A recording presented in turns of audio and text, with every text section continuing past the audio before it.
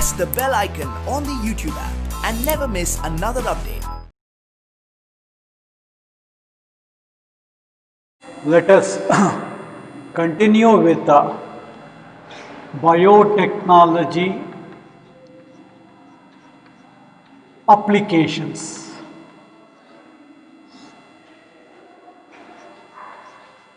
Applications of biotechnology. In the earlier class, we discussed some points like this. To begin with, we went to know that biotechnology provides biopharmaceuticals and biologicals in industrial scale using genetically modified microbes, fungi, plants and animals.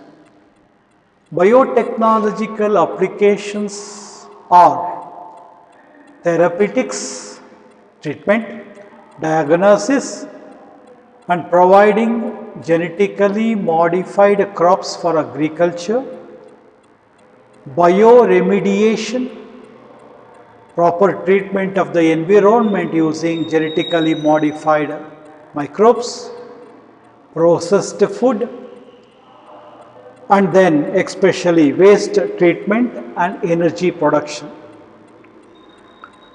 And you know that biotechnology, there are three areas of research which is going on to provide the finest or most efficient catalyst in the form of microbes or pure enzyme and providing optimum conditions for that catalyst to act, efficient downstream processing to get a catalyst. And then we discussed that especially what is the role of biotechnology application in the field of agriculture. In agriculture, there are three broad categories like agrochemical based agriculture, organic agriculture, genetically modified crops based agriculture. Three types. In green revolution that happened long back helped in tripling of food production.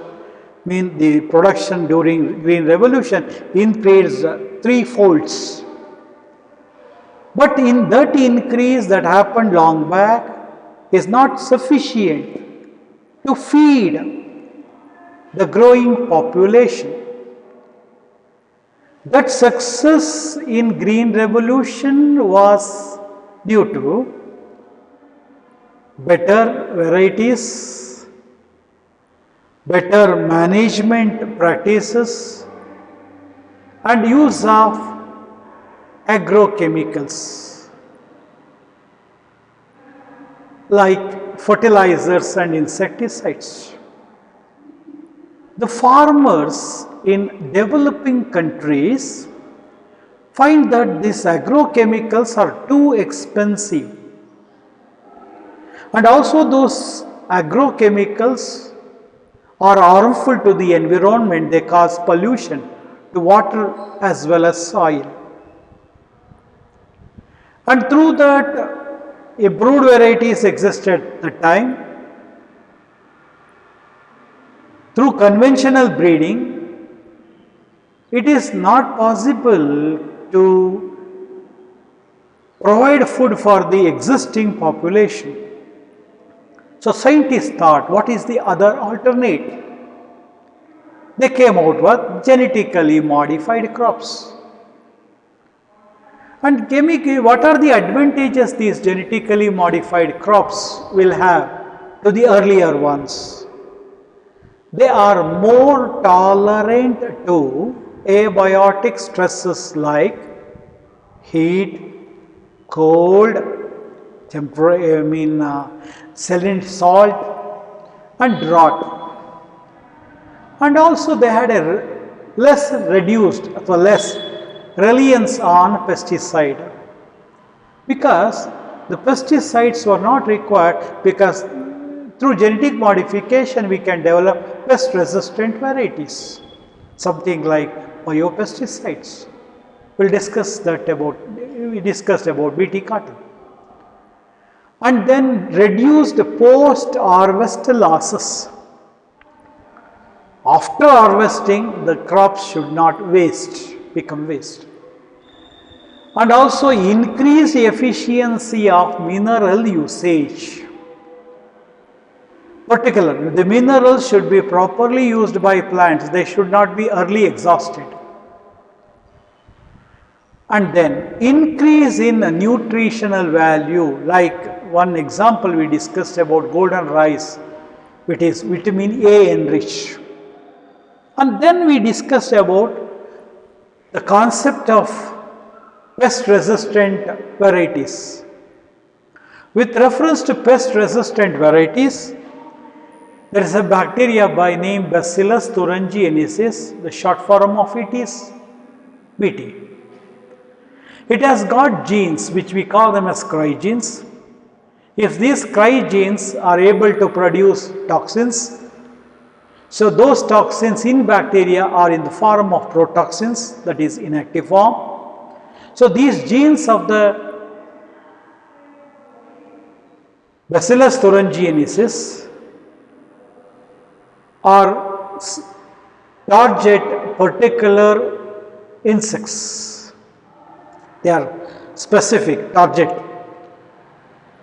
and they can be isolated and they can be introduced into the croplands.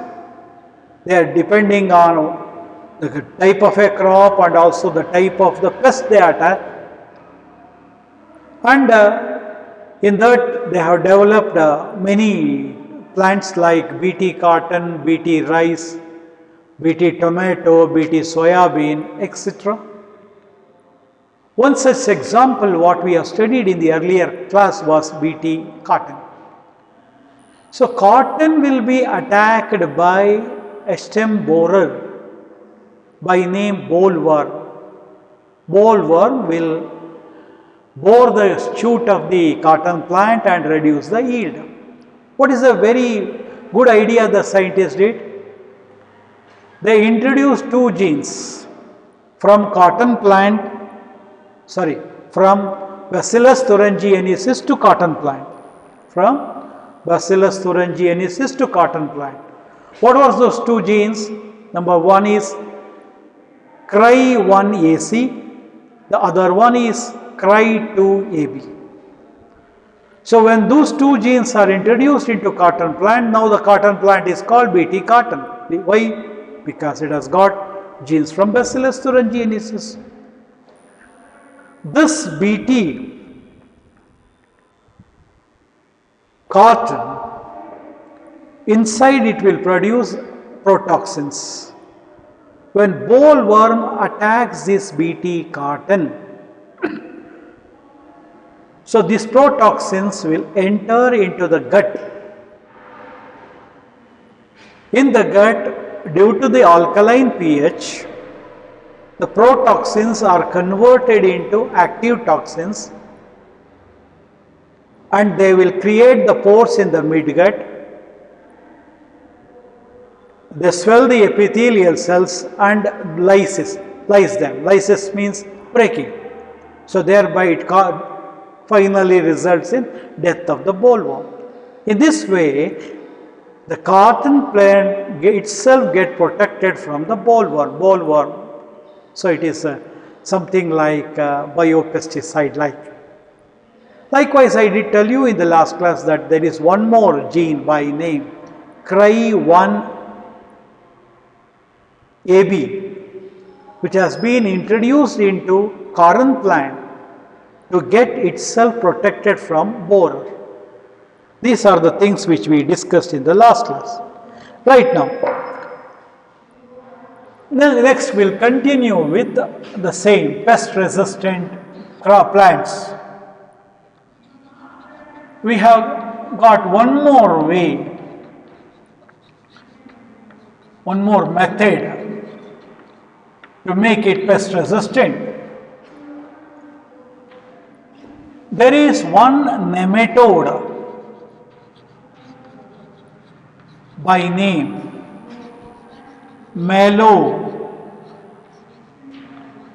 Melodygain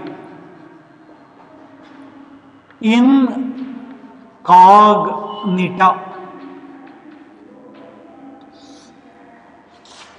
a nematode. See, nematode is a class under the phylum Aschelinthes, which I have discussed in the first year. And that nematodes are in the form of ringworms, especially roundworms, pinworms, etc. So, do you know that they are able to infect the humans as well as the plants? This particular nematode will infest the roots of tobacco plant. See, we are now discussing the another way of developing the pest resistant plant. One which we have already discussed is using the genes of Bacillus thuringiensis to develop Bt cotton. Now we are discussing another way. So what we are discussing here right now, the Melodygain incognita is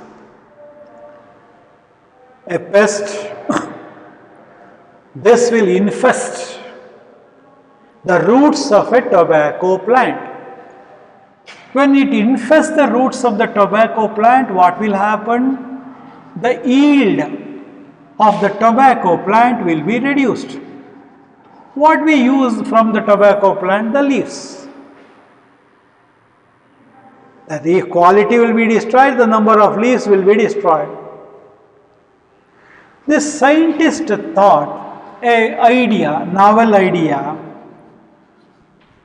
to protect this plant from the infection of this. Okay, before going to talk about it, in the case of the chapter molecular biology, you all know that there will be a DNA.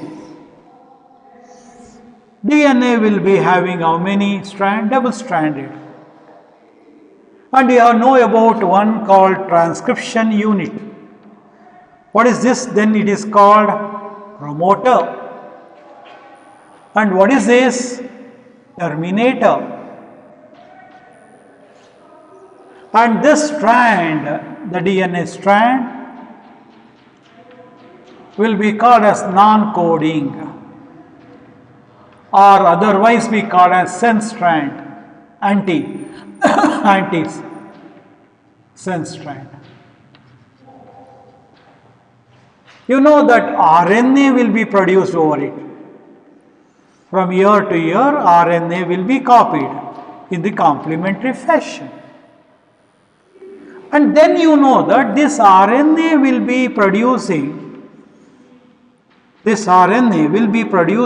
a protein. This process is called as transcription, and this is called as translation. And then this protein will be used. Yeah, this concept you know. So what is happening right now here? How this is related to this? Melodygain incognita is a pest that is infesting the roots of the tobacco plant and it is destroying the yield.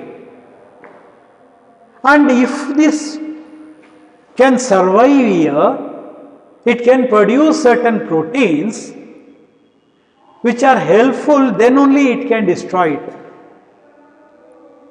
Okay. What that's thought?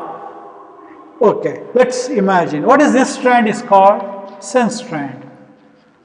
And then this strand is called as what? Coding strand.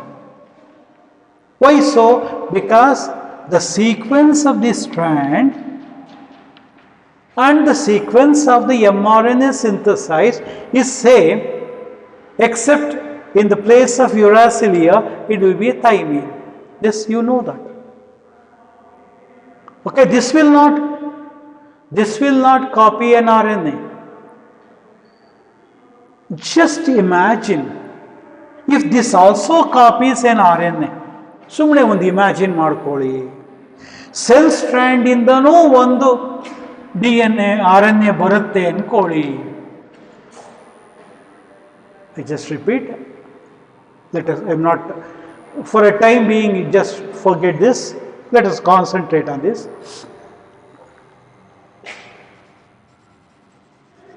What you have discussed, ಮುಂಚೆಗೆ ಏನು discuss ಮಾಡಿದ್ದೀರಿ? Molecular ಬಯಾಲಜಿಯಲ್ಲಿ DNA ಎರಡು strands ಇರುತ್ತೆ, double ಸ್ಟ್ರ್ಯಾಂಡೆಡ್. ಅದಕ್ಕೊಂದು promoter ಇರುತ್ತೆ, ಇನ್ನೊಂದು Terminator ಇರ್ತದೆ. ಇದನ್ನು ಟ್ರಾನ್ಸ್ಕ್ರಿಪ್ಷನ್ ಯೂನಿಟ್ ಅಂತ ಕರಿತೀರಿ. Will call this as a transcription unit. From the promoter to the terminator on a non-coding strand, basing on the complementary fashion, the RNA is synthesized. ಸುಮ್ಮನೆ ಒಂದು sequence ಇದಕ್ಕೆ ಬರೆಯೋಣ, ATGT ಆಯ್ತಾ, AGC ಅಂತ ಬರೆಯೋಣ. So let us think sequence of this. ಇದರದ್ದು sequence ಏನಾಗತ್ತಾಗ, A ಇದ್ರೆ T ಇರುತ್ತೆ, T ಇದ್ರೆ A ಇರುತ್ತೆ, ATCG ಇದರ sequence. I think you got it. This is a sequence of non-coding strand, this is a sequence of coding strand. ಇದರ ಮೇಲೆ ಏನಾಗುತ್ತೆ, if RNA is synthesized, A ಇದ್ದಾಗ T ಬದಲು U ಬರುತ್ತೆ, A U ಆಯ್ತಾ, ಸರಿ, A U C and G ಇದು sequence, mRNA sequence. ಇದು ಏನಾದರೂ mRNAಗೆ ಕೋಡ್ ಮಾಡಿದರೆ ಅವಾಗ ಏನಾಗ್ಬಿಡುತ್ತೆ, ಜಸ್ಟ್ ವಾಚ್ ಔಟ್.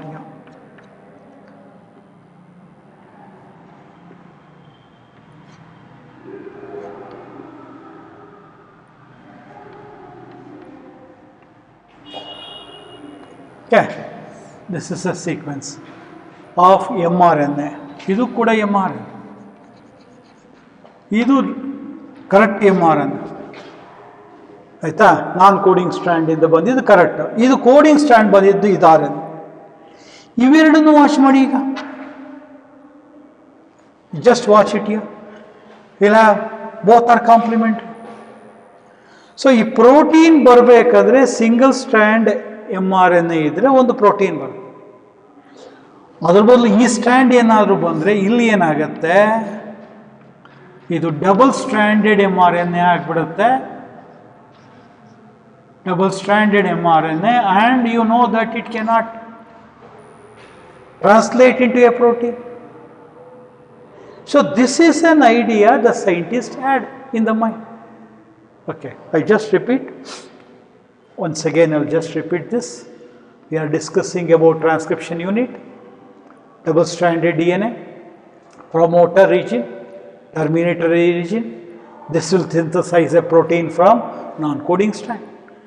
ನಾನು ಹೇಳ್ತಾ ಇರೋದೇನು, ಈ ಕೋಡಿಂಗ್ ಸ್ಟ್ರ್ಯಾಂಡಿಂದನೂ ಇನ್ನೊಂದು mRNA ಏನಾದರೂ ಸಿಂಥಸೈಸ್ ಮಾಡಿದರೆ ಆಗ ಆ mRNA ಈ ಅರ್ಲಿಯರ್ mRNA ಜೊತೆ ಕಾಂಪ್ಲಿಮೆಂಟ್ರಿ ಆಗಿಬಿಡುತ್ತೆ. Then it becomes double stranded and the translation process will not occur.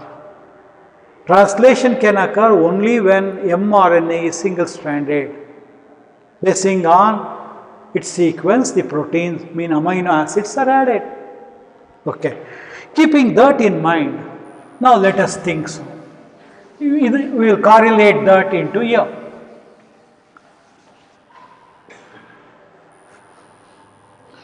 Melonodi incognita was infesting the roots of tobacco plant. It can survive because it was able to produce a protein in the environment of the root. What the scientist thought, let us introduce a gene into this plant. That plant, the gene, gene is nothing but DNA that in turn produces the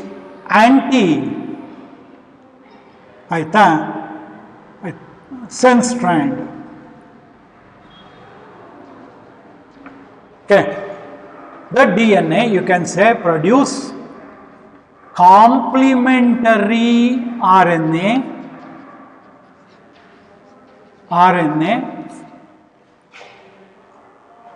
to this mRNA which is produced by this to produce a protein.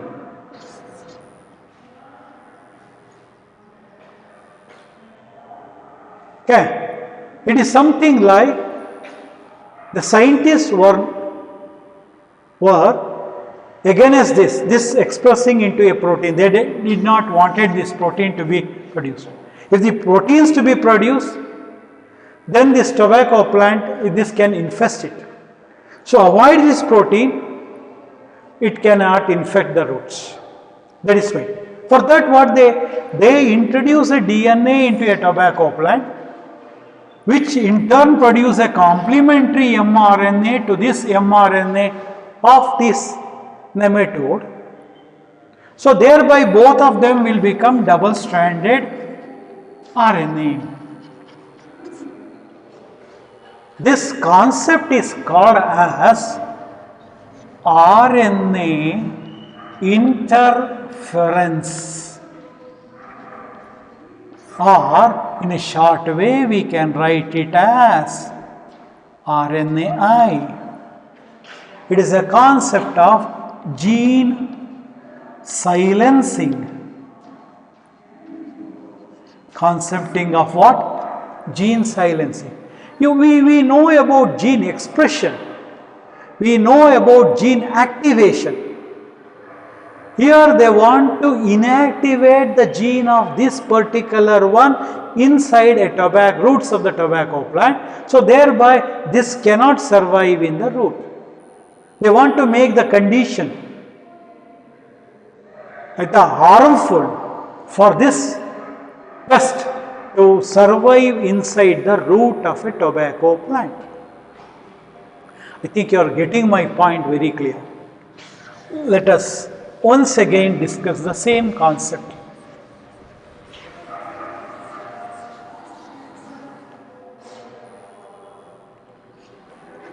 So in the roots of what plant? Tobacco plant. What will going to infest? In nematode. Why we referring this as nematode? Because it belongs to the class Nematoda of Aschelinthes. What's its name? Melodyne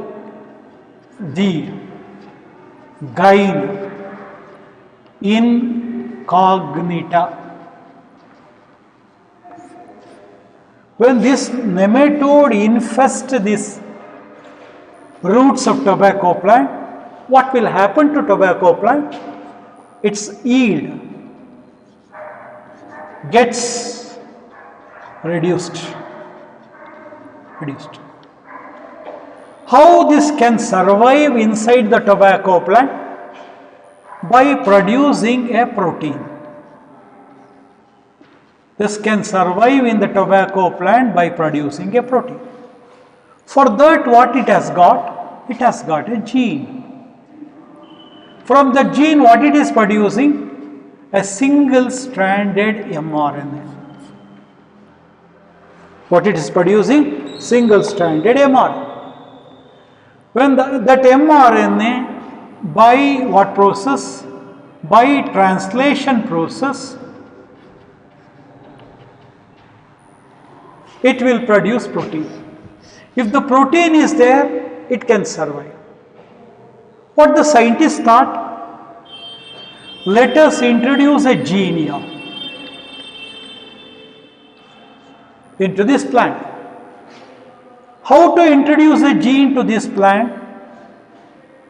It can be introduced by a virus.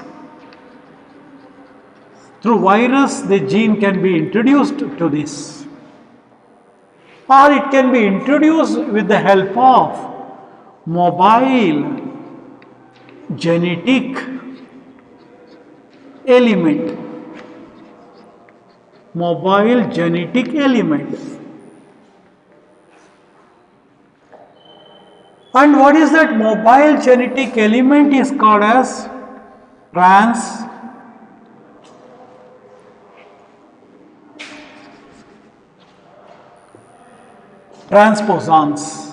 Transposons.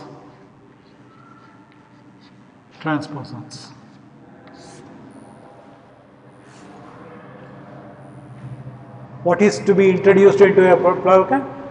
Okay, what the type of gene? That gene will produce an mRNA which has to be complementary to mRNA of this particular pest.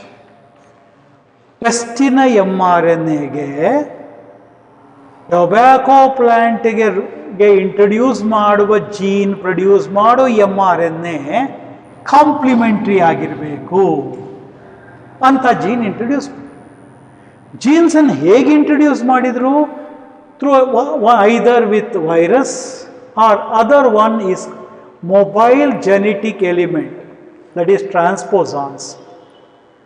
ಇದಕ್ಕೊಂದು extra points ಹೇಳ್ತೀನಿ. ಈ transposons ಅಂತ ನಾವು ಕರಿತೀವಲ್ಲ, they were also be called as jumping jeans.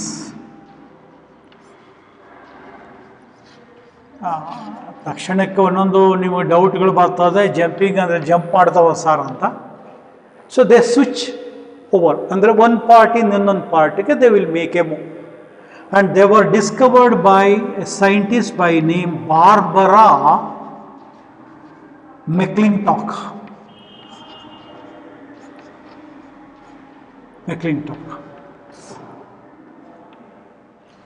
So Barbara McClintock discovered these jumping genes, which we call them as transposons. Otherwise we call as mobile genetic element. Okay, ಏನು concept ಓದ್ತಾ ಇದ್ದೀವಿ? Pest resistant plant, another BT cotton ಅಲ್ಲದೆ ಇನ್ನೊಂದು ವೇನಲ್ಲಿ ಹೇಗೆ pest resistant ಕ್ರಾಪನ್ನು develop ಮಾಡೋದು. So ಯಾವ plant ಅದು? Tobacco plant. ಅದನ್ನು ಇನ್ಫೆಸ್ಟ್ ಮಾಡಿದ್ದು ಯಾವುದು? ಮೆಲೋನೋಡಿ ಇನ್ಕಾಗ್ನಿಟಾ, ನೆಮೆಟೋ. ಅದು ಯಾಕೆ ಸರ್ವೈವ್ ಆಗುತ್ತೆ? It can produce a protein and using that protein it can survive. What is the idea of the scientist? They want to see that this protein will not be produced. Tobacco ಪ್ಲ್ಯಾಂಟಲ್ಲಿ ಈ ಪ್ರೋಟೀನ್ನ ಇದು produce ಮಾಡಬಾರ್ದು. Protein ಹೇಗೆ produce ಆಗುತ್ತೆ? Protein produce ಆಗಬೇಕಂದ್ರೆ ಅದಕ್ಕೆ gene ಇರಬೇಕು. ಜೀನ್ ಅಂದ್ರೇನು? DNA. ಅದರಿಂದ ಏನು ಪ್ರೊಡ್ಯೂಸ್ ಆಗುತ್ತೆ? ಸಿಂಗಲ್ ಸ್ಟ್ರ್ಯಾಂಡ್ mRNA ಪ್ರೊಡ್ಯೂಸ್ ಆಗುತ್ತೆ. ಆ ಸಿಂಗಲ್ ಸ್ಟ್ರ್ಯಾಂಡ್ mRNA ಇಂದ ಏನು ಪ್ರೊಡ್ಯೂಸ್ ಆಗುತ್ತೆ? ಪ್ರೋಟೀನ್. ಸೈಂಟಿಸ್ಟ್ ಏನು ಐಡಿಯಾ? ಆ ಸಿಂಗಲ್ ಸ್ಟ್ರ್ಯಾಂಡ್ mRNA ಪ್ರೊಡ್ಯೂಸ್ ಆಗುತ್ತಲ್ಲ, ಹೇಗಾದ್ರು ಮಾಡೋದನ್ನು ಡಬಲ್ ಸ್ಟ್ರ್ಯಾಂಡ್ ಮಾಡಿದ್ರೆ, single strand mRNA double strand ಮಾಡೋದು ಹೇಗೆ? ಅದೇ ಕಾಂಪ್ಲಿಮೆಂಟ್ರಿ. ಕಾಂಪ್ಲಿಮೆಂಟ್ರಿ ಮಾಡಬೇಕಂದ್ರೆ ಹೇಗೆ? ಅದಕ್ಕೆ ಸೆಲ್ ಸ್ಟ್ರ್ಯಾಂಡಿಂದನೂ ಒಂದು mRNA ಸಿಂಥಸೈಸ್ ಮಾಡಿಸಿ, ಆ ಸೆಲ್ ಸ್ಟ್ರ್ಯಾಂಡ್ mRNA ಪ್ರೊಡ್ಯೂಸ್ ಮಾಡುವಂಥ ಜೀನನ್ನು ಟೊಬ್ಯಾಕೊ ಪ್ಲ್ಯಾಂಟ್ಗೆ ಇಂಟ್ರೊಡ್ಯೂಸ್ ಮಾಡಿ. How to introduce a gene to a tobacco plant? It can be done by an virus, ಅಥವಾ ಇನ್ನಿಂದ ಹೇಗೆ ಇಂಟ್ರೊಡ್ಯೂಸ್ ಮಾಡ್ಬೋದು? Mobile genetic element, the one which switch over from one place to other. So what is the other name for the jumping gene? ಕಂಡುಹಿಡಿದವರು ಯಾರು? Barbara McClintock. ಈ method use ಮಾಡಿ, transposon method ಅಥವಾ virus use ಮಾಡಿ, they introduce a gene into the tobacco plant. That's gene DNA produces an mRNA which is single stranded, and that single stranded mRNA is complementary to this. So this particular mRNA was from the pest. And due to this, when they become double-stranded, what will happen to the protein? Protein is not produced. When this protein is not produced, and this particular pest cannot survive in the environment of the roots of the tobacco plant. So, what is the benefit? So, this is protected. It's self-protected. From what? From this. Through what method? This concept is called as what? RNA interference. RNA interference ಅಂದರೆ ನಮಗೇನಾಗುತ್ತೆ ಅರ್ಥ ಆಗುತ್ತೆ? RNA ತನ್ನ ಕೆಲಸ ಮಾಡೋಕ್ಕೆ ಬಿಡಲಿಲ್ಲ, ನಾವು silence ಮಾಡಿದ್ವಿ. ಹೆಂಗೆ ಸೈಲೆನ್ಸ್ ಮಾಡಿದ್ವಿ? ಸಿಂಗಲ್ ಸ್ಟ್ರ್ಯಾಂಡ್ ಆಗಿ ಇನ್ನೇನು ಪ್ರೋಟೀನ್ ಆಗಬೇಕಂದ್ರೆ ಅದಕ್ಕೆ ಕಾಂಪ್ಲಿಮೆಂಟ್ರಿ ಸ್ಟ್ರ್ಯಾಂಡ್ ಆಯಿತು. ಕಾಂಪ್ಲಿಮೆಂಟ್ರಿ ಬಂತು, ಎರಡು ಡಬಲ್ ಸ್ಟ್ರ್ಯಾಂಡ್ ಆಯಿತು. So thereby net result is this protein is not produce. ಅಥವಾ ಇದನ್ನು ಇನ್ನೇನು ಕರಿಬೋದು?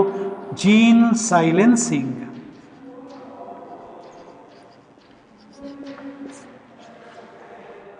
So this is a concept to develop the pest resistant plant.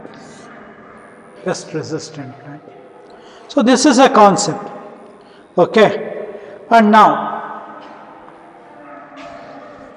we will be moving over to biotechnological applications in the field of medicine. ಇದುವರೆಗೂ ನಾವು ಏನು ಓದಿದ್ವಿ? ಎರಡು concept ಓದಿದ್ವಿ. ಯಾವ್ಯಾವುದದು? Pest resistant plants, two examples we discussed. Which were them? BT cotton ಒಂದು, ಎರಡನೇದು RNA interference ಅನ್ನು use ಮಾಡಿ, ಆಯ್ತಾ, to protect the tobacco plant from the infestation of the Melanodi incognita. RNA interference ಅಥವಾ ಅದನ್ನು ಶಾರ್ಟ್ ಫಾರ್ಮ್ ಆಗಿ ಹೇಗೆ ಕರಿಬಹುದು? RNAi. Now, biotechnological applications in the field of medicine.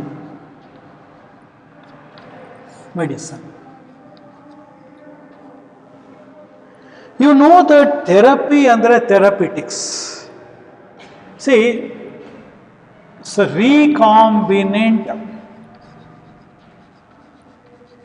therapeutics.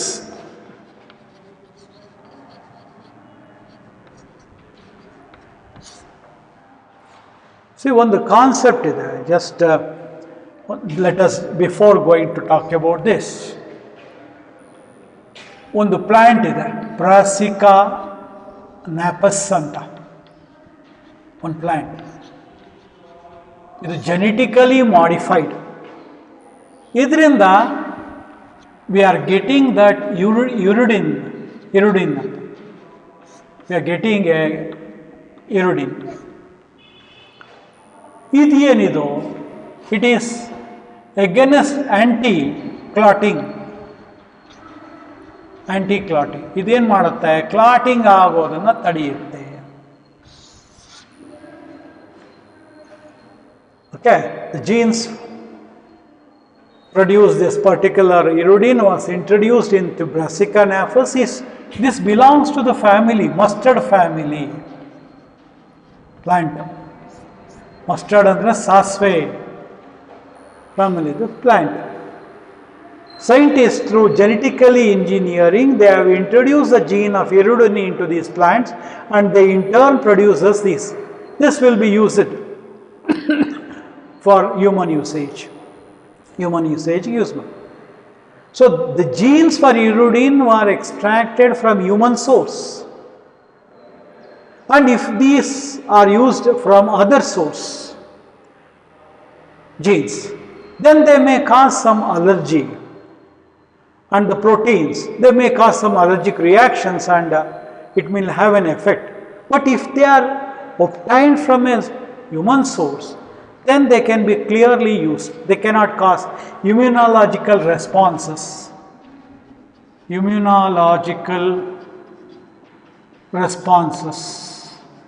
Something like we call them as allergies. They will not be causing. So likewise, all over the world there are 30 recombinant therapeutics are in use worldwide. World ಇಂತಹ ಎಷ್ಟು ಥೆರಪಿಟಿಕ್ಸ್ use ಆಗ್ತಾ ಇದೆ? 30. In India around 12 recombinant therapeutics are right now marketed and used in India. Right now marketed and used in India. How many? 12. Worldwide? Okay. So what are the therapeutics? We will discuss. Okay. This is the background.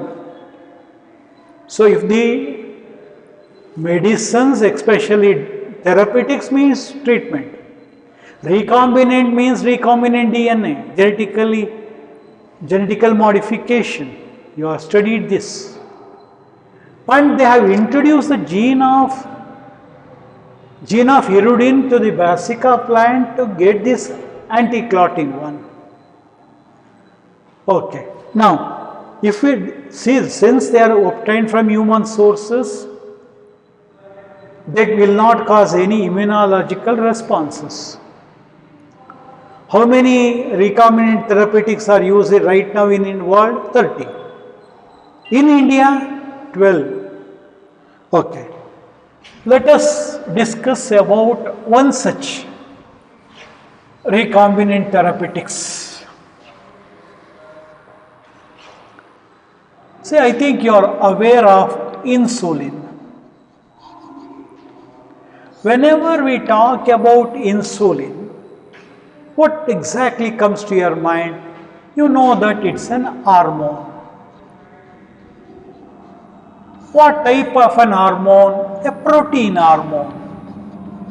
Protein hormone. Protein hormone. Where it is produced? You know that it is produced in the pancreas.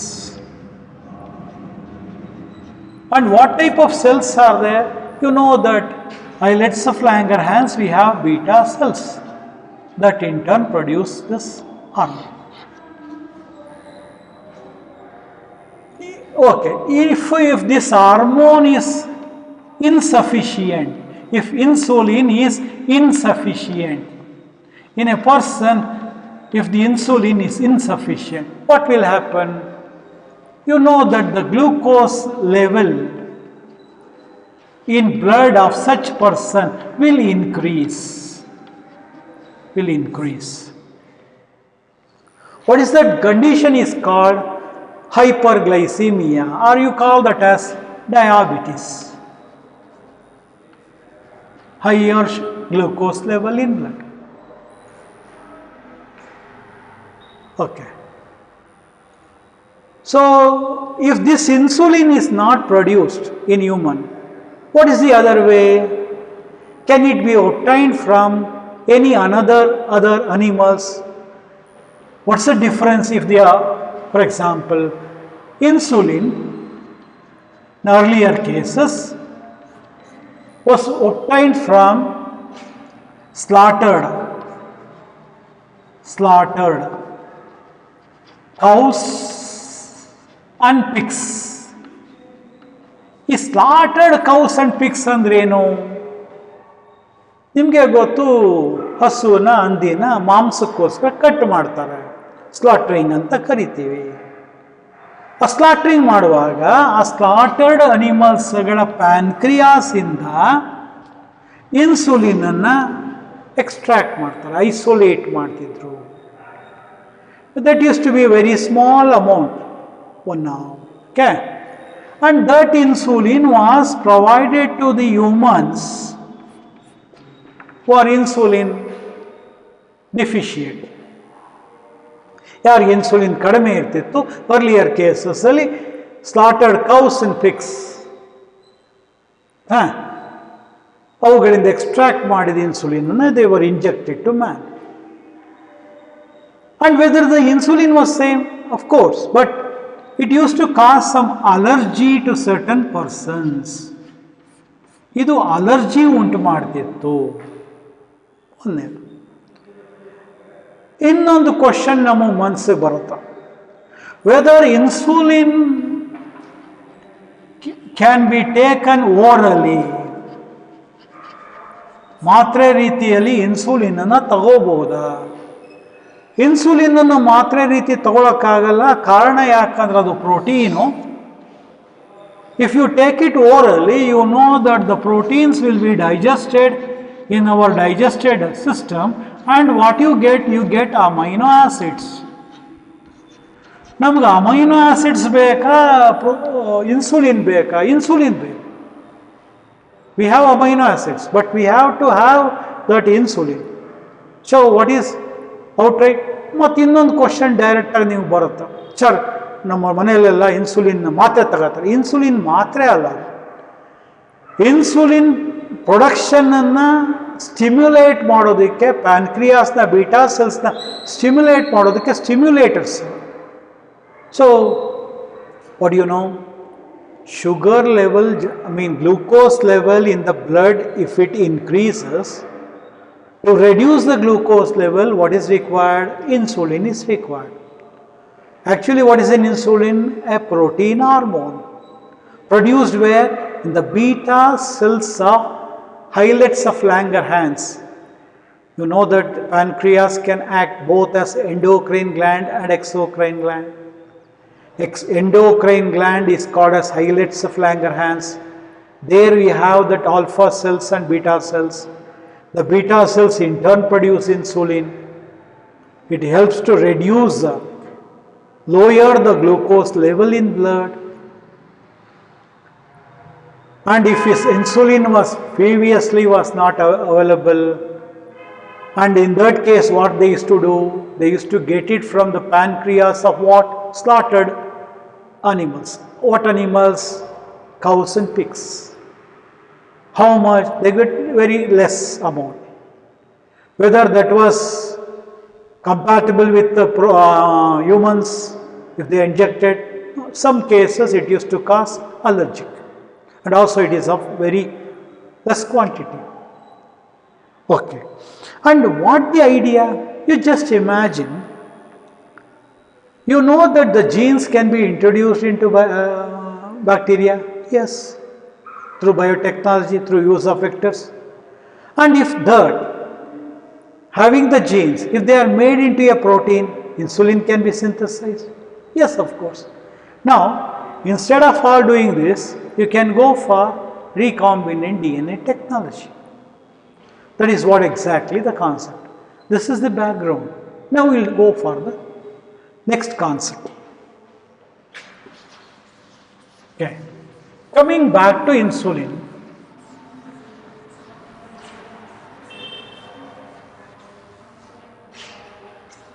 First, the insulin is produced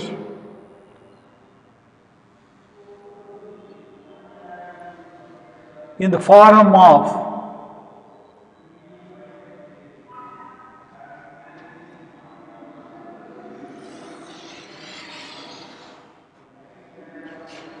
this is A chain, this is called as B chain, this one is called as C chain.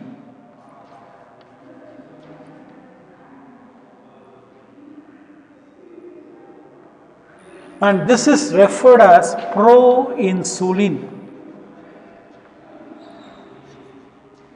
This is referred as what? Proinsulin. What it has got? It has got A chain. This A chain will have 21 amino acids, with chain A chain. And this B chain has 30 amino acids. And this 3 chain has 33 amino acids.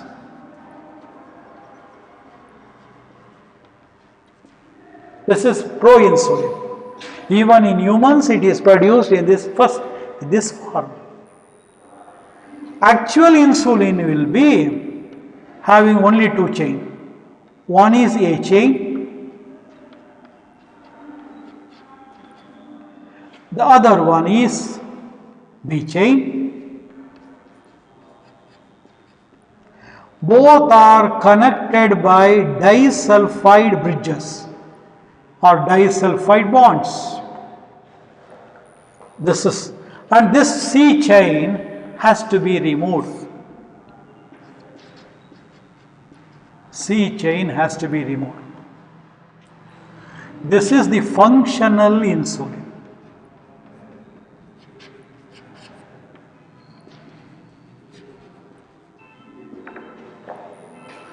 Now, what exactly we are discussing here?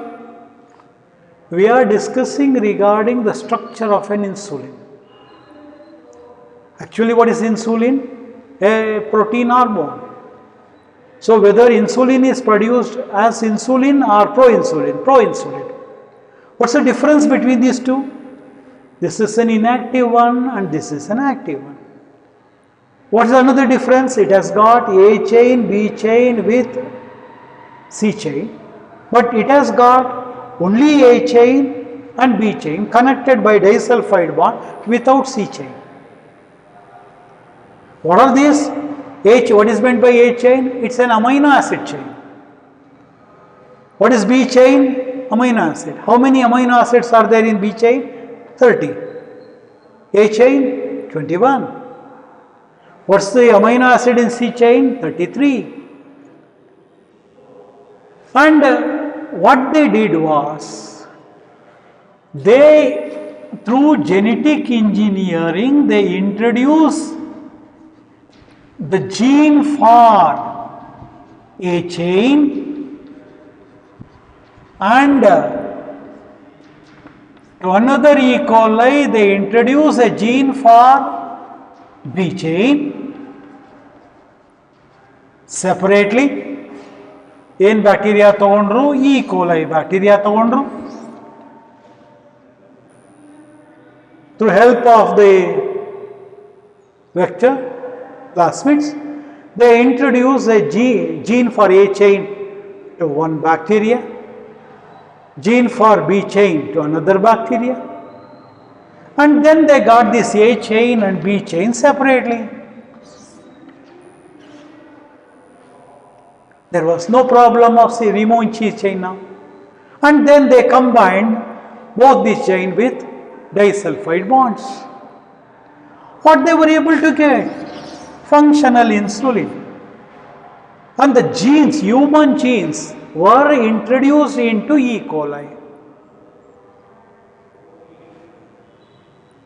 The question certainly will come to your mind.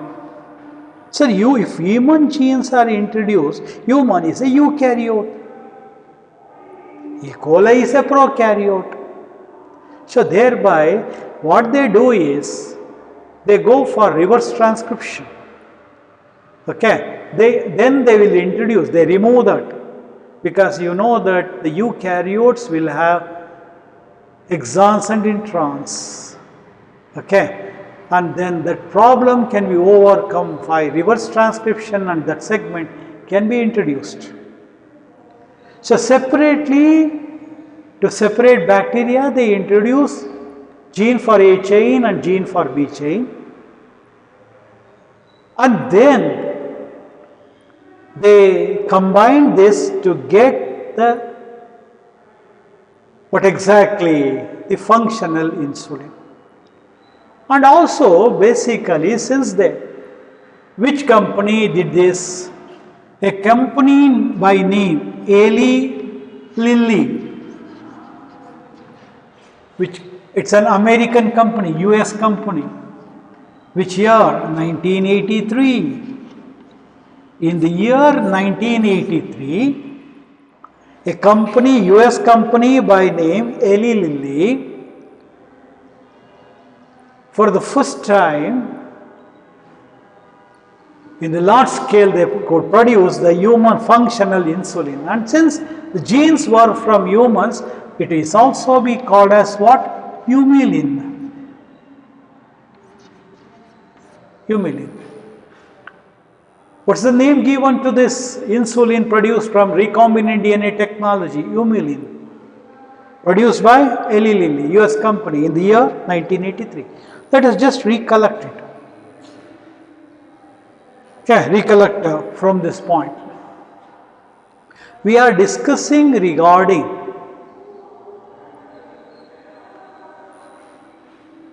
the biotechnology application in the field of medicine. So, if the recombinant therapeutic drugs are obtained from non-human sources, so they may cause some allergic reactions, that is nothing but immunological responses in humans. So, if they are obtained from the genes, human genes or recombinant DNA technology, then that problem can be solved. How many recombinant therapeutic drugs are used all over the world? Around 30. In India, around 12. One such therapeutic drug is nothing but this insulin. Insulin is related to which disease? Diabetes. What do you know about diabetes? Diabetes is increase in glucose level, especially in blood. How this insulin will going to monitor it? It will going to, if you know that sufficient amount of, normal amount of insulin is required to clearly maintain the glucose level. You know that basically not only insulin, another hormone is also required, that is called as a glucagon hormone. Glucagon hormone that is produced from alpha cells, that is also from pancreas. What's its role? It will going to increase the glucose level. Sure. Why that case has to be there? Only decrease has to be enough? No. Sometime when you do excessive exercise, the glucose level in the blood comes down. When you do not have a sufficient food, that time this will help to increase, convert the non-carbohydrates, even carbohydrate, into glucose, other carbohydrates. So both this glucagon and insulin, both of them should be present proper amount in our body to maintain the normal glucose level. But in India, due to our food habits and way of life, we have got many diabetic patients. So this insulin is what type of hormone? Protein hormone. Produced by what type of cells? Beta cells. Of what gland? Pancreas gland. Okay. And whether this insulin can be obtained from any other animals? Yes. Cows and pigs, which are slaughtered. Whether that is compatible to humans? It is compatible, but in certain people it may cause allergic reaction. Whether this insulin can be taken as orally? No. Why? Because insulin is a protein. If you take the protein in your mouth, naturally the protein gets digested and becomes an amino acid. So amino acids are there in our body, but we want to have this insulin. So insulin is composed of what? Two chains. What are those? A chain. A chain means what? A chain means it is a chain having 21 amino acids. B chain means chain, amino acid chain having around 30 amino acids. 21, 30. Okay, and this is functional insulin. Whether this insulin is produced as an active insulin or proinsulin? Proinsulin. What's the difference between proinsulin and insulin? Proinsulin is inactive, insulin is active. How to convert the proinsulin into active insulin? By removing C chain. C chain is composed of how many amino acid? 33. And then both A chain and B chain should be joined with what? Disulfide bonds. Disulfide bonds. Which company for the first time manufactured such insulin? It was Eli Lilly company. Where exactly this company is? In US. In which year? 1983. Why insulin is called as humulin? Because it is genes for this insulin is obtained from human source. That is why it is called as humulin. This is one such applications of the medical. And then we have to discuss the biotechnology is also helpful in molecular diagnosis of certain diseases. See, normally, if at all some diseases, we go for hospitals where they are going to give us for investigation, serum blood analysis or urine analysis. Certain diseases cannot be diagnosed through this conventional urine analysis and serum. They had to be analyzed. If we wait for them for the certain diseases, for this the result to come up, it takes more time. So what is the best method? There is a method by name PCR, the recombinant DNA, and another one is ELISA. There are three methods.